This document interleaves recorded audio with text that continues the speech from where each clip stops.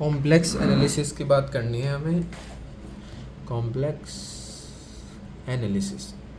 तो इसकी दो यूनिट्स हैं, यूनिट्स 1 एंड 2। तो हम पहले यूनिट 1 में तो कॉम्प्लेक्स नंबर होते क्या हैं एंड इनकी फॉर्म क्या होती है। तो जिनमें रियल जो हमारे नॉर्मल 1 2 3 से एक्सेस होते हैं, जैसे कि x axis and y axis, लेकिन उनके अलावा भी अगर कोई इमेजनरी पार्ट आ गया, इमेजनरी पार्ट कौन से होते हैं, जैसे रूट -1, ये रूट के अंदर कोई भी वैल्यू, एंड इसको क्या बोलते हैं हम, आयोटा। तो अगर कोई भी कॉम्प्लेक्स नंबर को हम कैसे डिफाइन करेंगे, एक तो रियल पार्ट और एक इमेजनरी पार्ट, ठीक है। तो इसको क्या बोलते हैं, रियल, एंड इसको क्या बोलेंगे, इमेजनरी,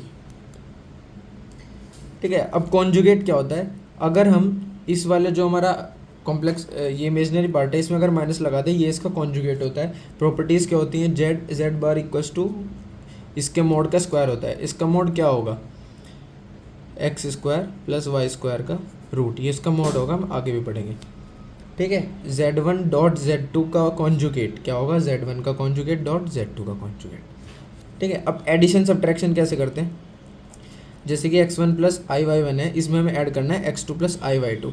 तो रियल पार्ट और रियल पार्ट ऐड होंगे और इमेजनरी पार्ट ऐड होंगे, तो ये क्या बनेगा, x1 plus x2 plus iota y1 plus y2। And multiply and division कैसे होता है, वो सिंपल, जैसे x1 प्लस i/y1 हो गया इंटू x2 प्लस i/y2। तो जैसे हम दो ब्रैकेट्स मल्टीप्लाई करते हैं, इसका इससे और इसका इससे, ऐसे करेंगे। देन हम आई स्क्वायर की वैल्यू क्या रखते हैं, -1, एंड आई क्यूब की -i, ठीक है। अब डिवीज़न में हमें क्या करना है, जैसे कि हमें गिवन है x plus iota y1 and x plus iota y2, x2 ये x1 हो गया। तो इसमें हम क्या करेंगे, मल्टीप्लाई करेंगे इसका कॉन्जुगेट, ताकि ना ये रियल बन जाए। किसी कॉन्जुगेट में उसकी मल्टीप्लाई करते हैं किसी कॉम्प्लेक्स नंबर में, तो उसका मोड का स्क्वायर बन जाता है ना। तो किसी का मोड का स्क्वायर ये रियल पार्ट ही तो होगा। तो हम डिवाइड करने के लिए क्या करते हैं, इसका कॉन्जुगेट मल्टीप्लाई, इसका कॉन्जुगेट क्या होगा, सिर्फ माइनस साइन आ जाएगा, एंड ऊपर भी ये मल्टीप्लाई करेंगे। तो ये क्या बन जाएगा, x2, ठीक है। तो ये रियल पार्ट बन जाएगा हमारा, मल्टीप्लाई करके x2 का स्क्वायर, ऐसे इसको सॉल्व करेंगे, ठीक है। देन हमें जियोमेट्रिक रिप्रेजेंटेशन पढ़नी है, ठीक है। इसमें इसका मल्टीप्लाई करोगे तो रियल पार्ट्स बन जाएगा, एंड ऊपर वाले का मल्टीप्लाई कर लेंगे, बस इतना ही करना है। अब जो हमारा z equals to x plus iota y है, ठीक है। अगर हम एक ग्राफ बनाएं जिसमें हम यहाँ पे एक्स एक्सिस की वैल्यूज रखें एंड ये वाई, तो अब ये एक्स ना, ये रियल वैल्यूज़ हैं एंड ये इमेजनरी। तो हम ऐसे कर रहे हैं कि ये रियल एक्सिस है, ये इमेजनरी एक्सिस है। तो ये हमारा कॉम्प्लेक्स नंबर होगा जिसकी यहाँ पे वैल्यू है z, मॉड z या r कह लो इसे, ठीक है। तो इसकी वैल्यू हमें क्या बताई थी, x square plus y square का रूट, ये क्यों आता है, ठीक है। और यहाँ पे हमने रख लिया थीटा, ठीक है। तो अगर मैं इसे r मानूँ तो ये क्या होगी, r cos थीटा। तो x की वैल्यू क्या आ गई, r cos थीटा, एंड वो क्या होगा, y इक्वल्स टू r और मोड z बराबर है, ठीक है ये, तो r sin थीटा। तो अगर मैं इसे कॉम्प्लेक्स नंबर में रखूँ तो ये क्या बन गया, r common cos theta plus iota sin theta. ये इसकी पोलर फॉर्म भी होती है, इसको क्या बोलते हैं, पोलर फॉर्म, ठीक है। r की वैल्यू क्या हो गई, root x square plus y square. अब इसमें थीटा पूछ लेते हैं, तो थीटा क्या होगा, ये थीटा क्या होता है हमेशा, tan inverse y upon x. इसको क्या बोलते हैं, आर्ग्यूमेंट, और इसको क्या बोलते हैं, r को मॉड्यूलस,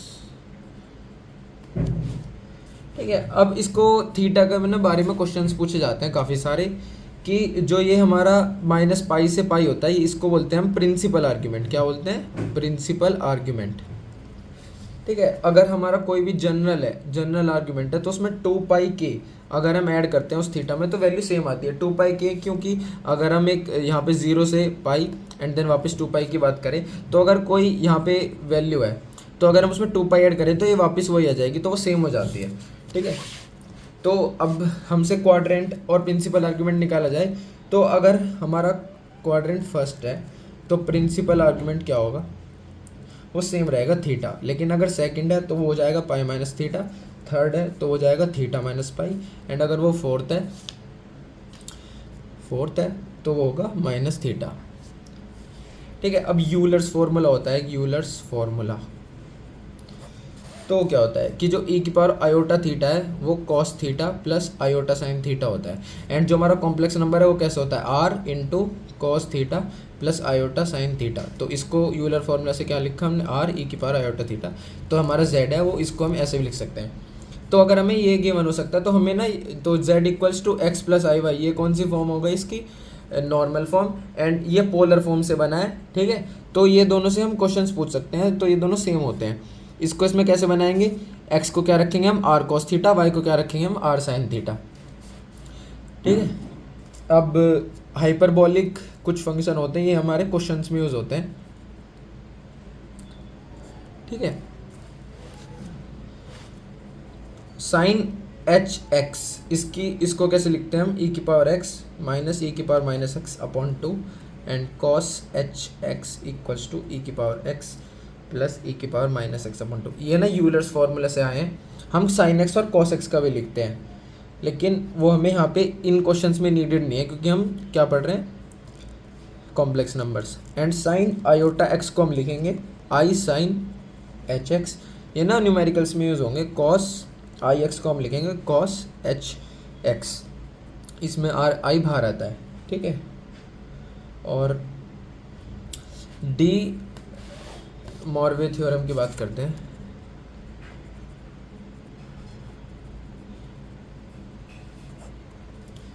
इसमें क्या होता है, अगर हम किसी, ये पावर्स के लिए होता है कि किसी कॉम्प्लेक्स नंबर की पावर निकालनी हो, पावर ऑफ जेड, जेड की पावर कोई भी एन है, तो वो क्या होगा, R cos theta plus iota sine theta, ये मेरा कॉम्प्लेक्स नंबर होता है, इसकी पावर एन, तो आर की पावर एन हो गई plus into cos theta plus iota sine theta की पावर एन। अब डी मॉर्वे थ्योरम क्या कहती है, अगर मैं इसे अप्लाई करूं कि ये इक्वल हो जाएगा cos N theta plus iota, मतलब जो हमारी पावर है वो हमारे थीटा में मल्टीप्लाई हो जाएगी, तो जेड की पावर एन ये हो जाती है। अब एन की वैल्यू हम काफ़ी सारी पुट कर सकते हैं। अगर हमें रूट्स निकालने हुए, जैसे कि जो पावर है, अगर 1 2 3 की जगह पावर ऐसे हो गई 1/2, तो जेड की पावर 1/n फॉर्म के लिए अगर कोई भी रूट निकालना पड़े, तो आर की पावर तो ये आ जाएगी 1/n जब मैं पावर करूँगा।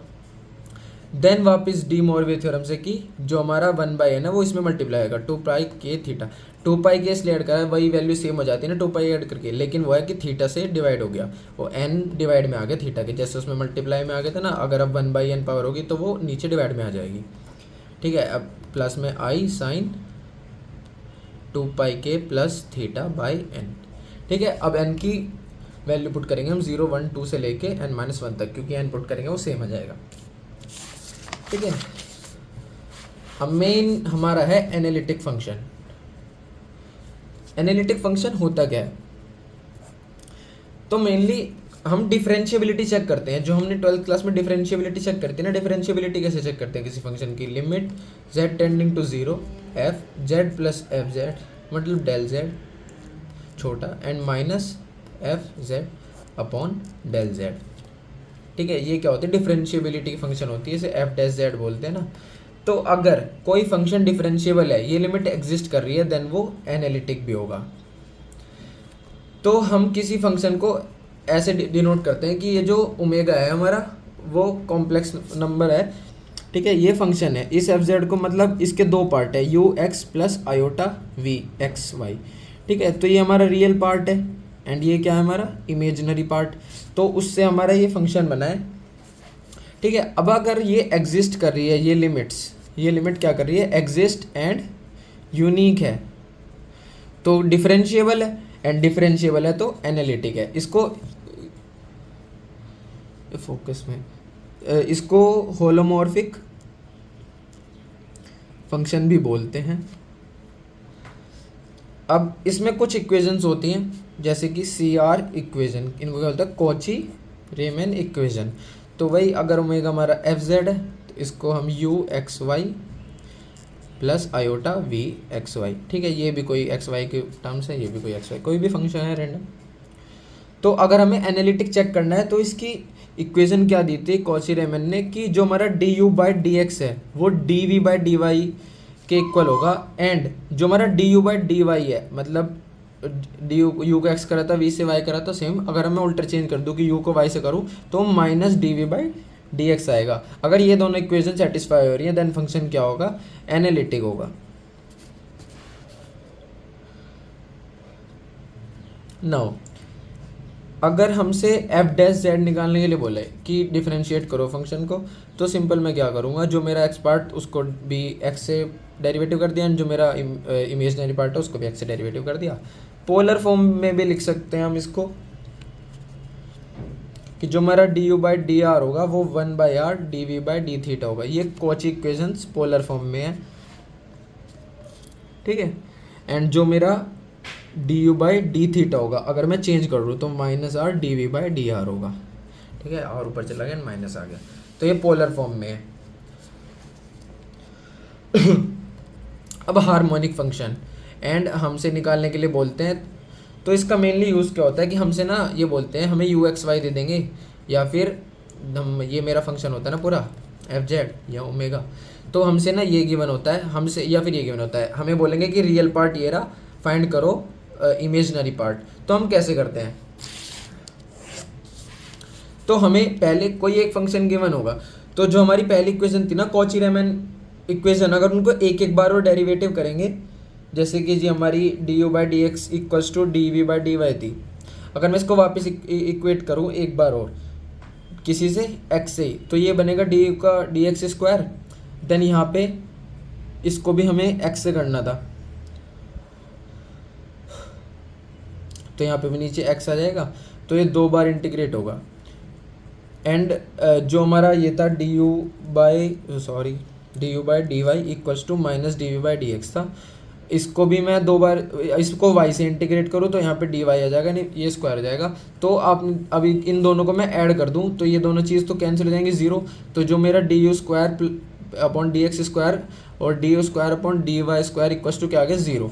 तो अगर मेरे पास सिर्फ एक फंक्शन है एंड एनालिटिक चेक करना है, तो मैं दोनों का डबल डेरिवेटिव करके एक बार एक्स के रिस्पेक्ट में एक बार वाई के रिस्पेक्ट में उसी का, अगर मेरे पास दोनों है तो मैं कॉची रीमैन इक्वेशन यूज़ करूँगा, ये वाली इक्वेशन एक एक सिंगल डेरिवेटिव करके।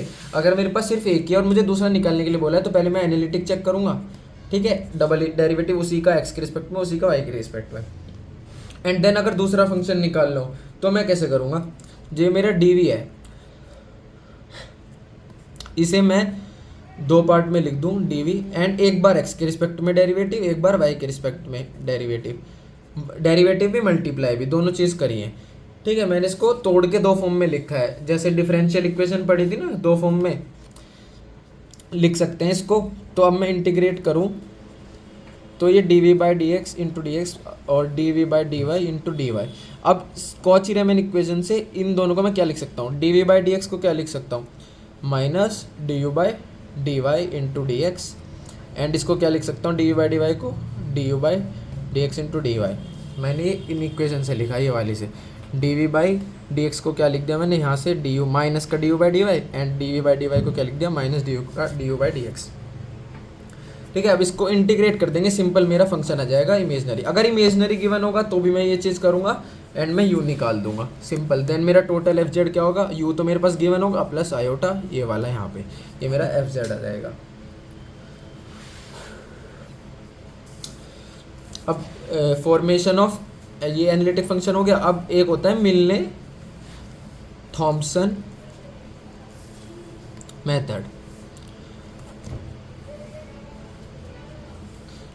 तो इसमें मेरे को फाई 1 निकालना होता है D you by D x, and एक मेरे को फाई 2 निकालना होता है D you by D Y. इसमें भी एक फंक्शन गिवन है, आपको दूसरा निकालना पड़ेगा, लेकिन उसमें क्या था कि रियल और इमेजनरी पार्ट के लिए दोनों के लिए आपको यही करना है कि एक बार डी एक्स से करके एक बार डी वाई से करके, देन हम ये कॉची रीमैन। लेकिन इसमें ना दोनों के लिए थोड़ा सा डिफरेंस होगा। पहले मैं रियल पार्ट के लिए बात करता हूँ कि अगर मुझे रियल पार्ट गिवन हो, लेकिन बाद में हम एक फाइनल भी निकाल लेंगे कि हमें याद ना रखने पड़े दोनों के लिए अलग अलग वो क्यों होगा, ठीक है। तो दोनों का एक ही फंक्शन गिवन होगा, उसका एक्स के रिस्पेक्ट में करा फाई 1 लिख लिया एंड वाई के रिस्पेक्ट में करा तो वाई 2 लिख लिया उसे। अब एफ जेड क्या होता है, मिलने थॉम्सन मेथड ने कहा इसको इंटीग्रेट करो फाई 1 को z और 0 रख के, ये x की वैल्यू z हो गई, y की वैल्यू क्या रखी 0, माइनस आयोटा फाई टू में भी z और 0, मतलब जो हमारा फाई वन और फाई टू आया है ना डेरिवेटिव करके, उसमें x की वैल्यू z रखो और y की वैल्यू क्या रख दो 0, एंड देन ये इक्वेशन में पुट कर दो, उसको dz से इंटीग्रेट कर दो। ठीक है, अगर हमारा इमेजिनरी पार्ट गिवन है, मतलब v गिवन है, अब u v तो चेंज भी हो सकता है, हमें याद रखना इमेजिनरी पार्ट गिवन है तो उसको भी पहले x के रिस्पेक्ट में। इसमें यही डिफरेंस है कि अगर v गिवन है, हम एनालिटिक फंक्शन में भी अगर सिंपल वाले में देखें तो v का और y से करें, अगर u का x से करें तो इक्वल आता है, कोई नेगेटिव साइन नहीं है। तो इसमें भी फाई वन अगर पहले y से करेंगे एंड फाई टू हम क्या करेंगे x से करेंगे। तो इसमें क्या होता है डिफरेंस कि यहाँ पे जब हम ये पुट करते हैं तो यहाँ पे प्लस का आता है। ठीक है, z0 dz। अब अगर मुझे ये अलग से याद नहीं रखना, तो अगर मैं इसी में du/dx को कॉची-रीमैन इक्वेशन से देखूँ तो du/dx क्या होता है मेरा dv/dy, तो फाई वन मेरा dv/dy हो गया ना चेंज। एंड अगर मैं du/dy को क्या रखूँगा कॉची-रीमैन इक्वेशन से, माइनस का dv/dx, तो यहाँ पे भी माइनस माइनस क्या हो जाएगा प्लस, और ये क्या हो जाएगा dv/dx। तो तुम्हें सिर्फ रियल वाला याद रखने की जरूरत है। एंड देन अगर तुमसे कहीं इमेजिनरी पार्ट गिवन है तो इसमें कॉची-रीमैन इक्वेशन लगा लेना du को v करने के लिए। ठीक है, ये तो मेन है ही कि हर उसमें लग रही है, ये इसमें भी यूज़ हुई थी डेरिवेटिव, ये तुम्हें डायरेक्ट याद करना है, तुम्हें ये करके दिखाने की नीड नहीं है अगर तुमसे हार्मोनिक फंक्शन पूछे तो। अब कुछ हार्ड क्वेश्चंस में क्या होता है ना कि तुम्हें डायरेक्ट u और v नहीं देते, मतलब कोई एक गिवन होगा तो तुम्हें डायरेक्ट सिंगल खाली u और डायरेक्ट खाली v नहीं देते, तुम्हें देते हैं u प्लस v या फिर u माइनस वी। तुम्हें देंगे u प्लस वी है, अब u और v दोनों निकालो, दोनों नहीं देंगे u माइनस वी या u प्लस वी, तुम्हें सिर्फ एक देंगे, या तो u प्लस वी या u माइनस वी, एंड तुमसे कहेंगे अब हमारा F Z u plus I V निकालो। तो कैसे करेंगे, तो हमारा एफ जेड हो गया u प्लस आई वी, ये तो होता ही है, एंड तो हम इसमें आयोटा की मल्टीप्लाई करेंगे दोनों तरफ, तो यहाँ पे आई यू आ गया, एंड माइनस का, एंड इसमें आई की मल्टीप्लाई करेंगे तो आई स्क्वायर करेगा, आई स्क्वायर क्या होता है -1, तो ये वी आ गया। अब दोनों को कर देंगे ऐड, तो इसमें से एफ जेड कॉमन आ गया, 1 प्लस आयोटा अंदर बचा, एंड इधर क्या आ गया u माइनस वी एक side and iota u plus V. ठीक है, आयोटा वाली टर्म एक साथ रखी u प्लस वी, एंड ये -1 था ना ये पे, u माइनस वी एक साथ आ गया। ठीक है, अब इस वाले को मैं बड़ा u मानूंगा, इस वाले को v, ये रैंडम माना, इसको तुम बड़ा x और बड़ा y भी मान सकते हो। तो अब मेरा जो नया फंक्शन है एफ जेड वो है u प्लस आयोटा v। अब तुम u और v निकाल के ना इसमें रख देना, देन 1 प्लस आई से डिवाइड कर देना। 1 प्लस आई से कैसे डिवाइड करोगे, 1 प्लस आयोटा डिवाइड में आ जाएगा, लेकिन डिवाइड की हमने प्रॉपर्टी पढ़ी है ना कि हम क्या करेंगे 1 माइनस आयोटा और ऊपर भी 1 माइनस आयोटा से मल्टीप्लाई कर देंगे, तो ये ठीक है, तो हमारा एफ जेड आ जाएगा। ये करके ना खाली u और v निकाल के मत छोड़ देना, मुझे छोटे u और v निकालने हैं। ठीक है, तो तुम अगर बड़ा u और v निकाल लो तो तुम खाली ये भी कर सकते हो, u माइनस वी के इक्वल रख दो, v equals to U plus V रख दो, इससे भी छोटे v बड़े निकाल सकते हो, और डायरेक्ट तुम एफ जेड भी निकाल सकते हो इस इक्वेशन से, क्योंकि हम अगर तुम खाली u v निकाल लोगे तो तुम्हारा एफ जेड क्या हो जाएगा, simple u plus I V, and अगर तुमने ये यहीं पे सॉल्व कर लिया तो तुम 1 प्लस आयोटा से डिवाइड करके भी डायरेक्ट एफ जेड निकाल सकते हो। तुम्हें मेनली निकालना है एफ जेड छोटे वाला। अब इंटीग्रेशन होता है कॉम्प्लेक्स इंटीग्रेशन, रियल इंटीग्रल। तो एफ जेड किसी कॉम्प्लेक्स फंक्शन का डी जेड के रिस्पेक्ट में, तो एफ जेड क्या होता है X plus iota Y, X लिख लो यू लिख लो एक ही बात है, एंड हमारा डी जेड क्या होगा D X plus iota D Y. मैंने इसको ब्रेक कर लिया रियल एंड इमेजनरी पार्ट में। तो इसमें कुछ नहीं करना है, इसमें यही करना है, तुम्हें कोई भी इक्वेशन गिवन होगी जैसे X equals to Y square, ठीक है, तुम्हें वो पुट करनी है। अब इसका डेरिवेटिव करूँ डी एक्स, ये क्या है equals to 2y D Y. ठीक है, तो तुम यहाँ पे डी एक्स की वैल्यू रखोगे 2y D Y, and x की वैल्यू क्या रखोगे वाई स्क्वायर, तो पूरा y की टर्म्स में आ जाएगा। तुम इसको फिर इंटीग्रेट कर देना। एक चीज़ ध्यान रखना, रियल वाले की इंटीग्रेशन अलग होगी और इमेजनरी वाले की अलग होगी। अब मेन है कॉची इंटीग्रल थ्योरम, इससे काफ़ी क्वेश्चन आते हैं। इंटीग्रल थ्योरम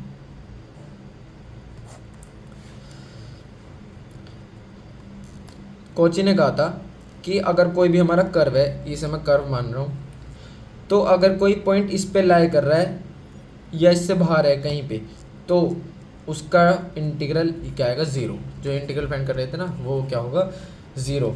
लेकिन अगर कोई पॉइंट अंदर है किसी पॉइंट पे एंड वो एनालिटिक है, एनालिटिक क्या है, क्लोज्ड कर्व में विद इन सी, तो उसके लिए कॉची इंटीग्रल फार्मूला होता है, ये वापस कॉची इंटीग्रल फार्मूला, वो क्या होता है, जो हमारा एफ ए है 1/2 pi integral of f Z upon Z minus a d z. ठीक है, अब इसे और सॉल्व करूँ तो इसको मैं इधर लेके आता हूँ, एफ जेड, इसको इस पार्ट को F Z upon Z minus A C D Z equals to क्या होगा 2 पाई एफ ए। मैंने इसी फॉर्मूले को, इसको 2 पाई को उधर ले गया।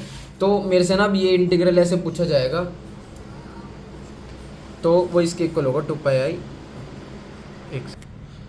सो अगर हमारा ये कोई भी पावर है, मतलब ये सिंपल पोल नहीं है, पोल एंड सिंपल पोल ये क्या होते हैं ये हम बाद में पढ़ेंगे। तो अगर यहाँ पे इसकी कोई पावर है z माइनस ए की पावर n+1 डी जेड, तो वो इसके इक्वल होगा 2 pi upon n factorial F N A. ये n क्या है, डेरिवेटिव, उतने टाइम से डेरिवेटिव जितनी पावर है उससे एक कम उसका डेरिवेटिव करेंगे और उससे एक कम के फैक्टोरियल से डिवाइड करेंगे। ठीक है ना। अब इसमें कुछ नोट्स हैं, तुम्हें ना साथ में ये भी बताया जाएगा। अब ये हम कब लगाएंगे, अगर पॉइंट किसी सर्कल के अंदर हुआ तो जो ये पोल्स हैं इसमें भी तुम्हें पार्शियल फ्रैक्शन यूज़ करना पड़ेगा। तो जिन पोल्स का पॉइंट अंदर पड़ेगा एंड जिनका बाहर पड़ेगा, बाहर वालों को हम इक्वल टू डायरेक्ट जीरो कर देंगे इंटीग्रल, एंड अंदर वालों के लिए फॉर्मूला लगाएंगे।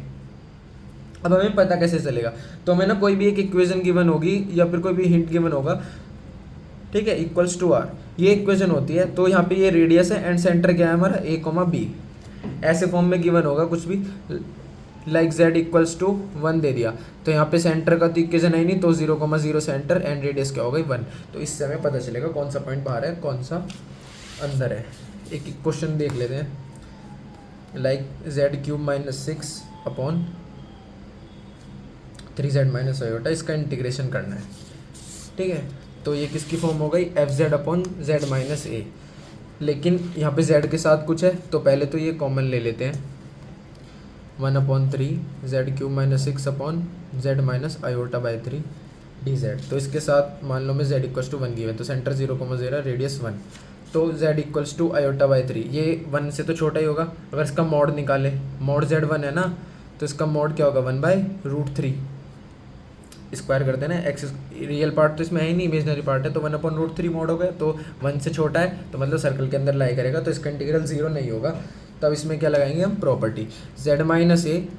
अब ठीक है, तो अब ये किसके इक्वल होता है 2 पाई इंटू एफ ए, क्योंकि इसकी पावर तो है नहीं, पावर होती तो हम फैक्टोरियल वाला लगाते। तो 1/3 2 पाई एफ ए, मतलब एफ जेड हमारा ये था ना, इसमें ए की वैल्यू रखेंगे, ए की वैल्यू क्या थी, ये था ना हमारा F Z upon Z minus A, F A sorry, हाँ मतलब एफ जेड गिवन होगा अपॉन जेड माइनस ए। तो ए की वैल्यू क्या आ गई आयोटा बाई 3, एंड वो हमें ऊपर रखनी है, एफ ए बनाना है ना, तो ए की वैल्यू रखी आयोटा बाई 3, इसमें जेड माइनस 3 I/3 का क्यूब माइनस 6, ये मेरा आंसर होगा। तो सिंपली बस ये हमें चेक करना है कि सर्कल के अंदर लाई करता है एंड z का कोफिशिएंट कुछ नहीं होना चाहिए, 1 होना चाहिए। तो जो ये वैल्यू होगी ना z के माइनस में, वो इसमें पुट कर देंगे मैं डायरेक्टली, एंड उसमें मल्टीप्लाई करेंगे 2 पाई। ठीक है, ये इसका आंसर होगा। नाउ कॉन्टोर इंटीग्रेशन की बात करते हैं, ये अलग से टॉपिक है, कॉन्टोर इंटीग्रेशन। तो z equals to R E की पावर आयोटा थीटा भी हमने पढ़ा था। ठीक है, तो 1/z क्या होगा, आर ई की पावर 1/r ई की पावर माइनस आयोटा थीटा। अगर r की वैल्यू 1 है तो z 1/z की वैल्यू क्या होगी, ई की पावर माइनस आयोटा थीटा। ठीक है, जो कि होता है cos theta minus iota sine theta. Plus कब था, जब यहाँ पे प्लस साइन था, मतलब z की वैल्यू, z की बार ई की बार iota theta equals to cos theta plus iota sine theta. ठीक है, z प्लस 1/z निकालें तो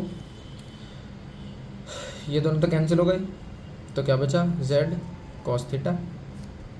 कॉस थीटा की क्या वैल्यू आ गई 1/2 z plus 1/z 2y, and ये 2 हो गया ना, cos theta plus cos theta 2 cos theta, ये दोनों कैंसिल हो गए। अब साइन थीटा क्या हो गया 1/2, अगर इन दोनों को माइनस करें z माइनस 1/z तो ये इक्वल आ गया ये cos थीटा और sin थीटा की वैल्यू आ गई। अब dz कैसे निकलेगा, इसको हम डेरिवेटिव करेंगे किसके टर्म्स में, थीटा के टर्म्स में, dz bye D theta.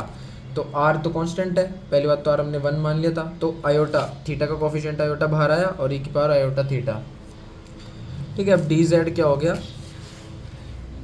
i e की power iota theta D theta, and मेरा डी थीटा क्या हुआ डी जेड अपॉन आई। इसको क्या लिख सकता हूँ मैं, ये जेड ही तो है हमारा, अगर r1 है तो आयोटा ही तो भरा है आई जेड। ठीक है, तो अब मेरे पास कोई भी ऐसा क्वेश्चन होगा, मैं क्वेश्चन ले लेता हूँ। हाँ, 0 से 2 पाई कॉन्टोर इंटीग्रेशन का यूज़ करना है, 0 से 2 पाई डी थीटा अपॉन ए प्लस बी कॉस थीटा। मुझे इसे कॉम्प्लेक्स, तो डी थीटा की वैल्यू क्या रखेंगे हम, D Z upon I Z, A plus B cos theta की वैल्यू क्या थी 1/2, ये 2 आ गया, जेड प्लस 1/z, 0 से 2 पाई। अभी ये लिमिट्स भी हम चेंज करेंगे क्योंकि हम z के टर्म्स में है ना, तो z इक्वल्स टू आई की बार आयोटा थीटा, इसमें हम पुट करेंगे 2 पाई एंड 0, तो उससे हमारी ये लिमिट्स भी चेंज हो जाएंगी, इन्हें चेंज करना। ठीक है, अब बस पूरे इसको सॉल्व करना है मुझे। ठीक है, अब मैं इसको 2 को इधर लेके आऊँगा, तो ये मेरी इक्वेशन अगर मैं इसको इवेल्युएट करूँगा तो ये आएगी 2ab प्लस 1, ठीक है, अपॉन 1 dz, एंड मेरा बाहर आ जाएगा 1/b आयोटा। अब इसको इसमें क्या लगाऊंगा मैं, इसके 2 रूट्स निकाल लूँगा अल्फा एंड बीटा। ठीक है, तो ये मेरी इक्वेशन बनेगी z माइनस अल्फा। ये तो क्वाड्रेटिक है, इसे सॉल्व करना है सिंपल, जैसे क्वाड्रेटिक को सॉल्व करके उसके ऐसे रूट्स निकालते हैं ना, 1/बीटा आयोटा, वो भी है। ठीक है, अब इसमें एक क्वेश्चन, अब इसमें ना कॉची रेसिड्यू थ्योरम लगेगी, लेकिन वो अभी हम बाद में डिस्कस करेंगे। तो अभी इसे हम यहाँ तक छोड़ देते हैं कि इसमें इसकी वैल्यू क्या होगी 2 पाई आयोटा रेसिड्यू 1 प्लस रेसिड्यू 2, मतलब इस ये हमने सिमिलर सा देख लिया ना अभी 2 पाई आई इंटू, लेकिन वो कॉची रेसिड्यू थ्योरम में आएगा। ठीक है, तो अभी वो सॉरी इंटीग्रल छोड़ रह देना। ठीक है, अब ये चीज़ हम आगे पढ़ेंगे। इसका टाइप 2 भी होता है कॉची इसका कॉन्टोर इंटीग्रेशन का टाइप 2, कि अगर हमें ऐसे बोल दे कि माइनस इन्फाइनाइट से infinite F x D x किसी उसका इंटीग्रल निकालो। ठीक है, अगर मैं बात करूं एफ जेड डी जेड, तो एक तो माइनस आर टू आर ये इसके इक्वल होता है plus C R F Z D Z, ये किसके इक्वल होता है 2 pi I summation of R plus. मेरे इसको हम थोड़ी देर में डिस्कस करते हैं, कॉची रेसिड्यू थ्योरम डिस्कस करके।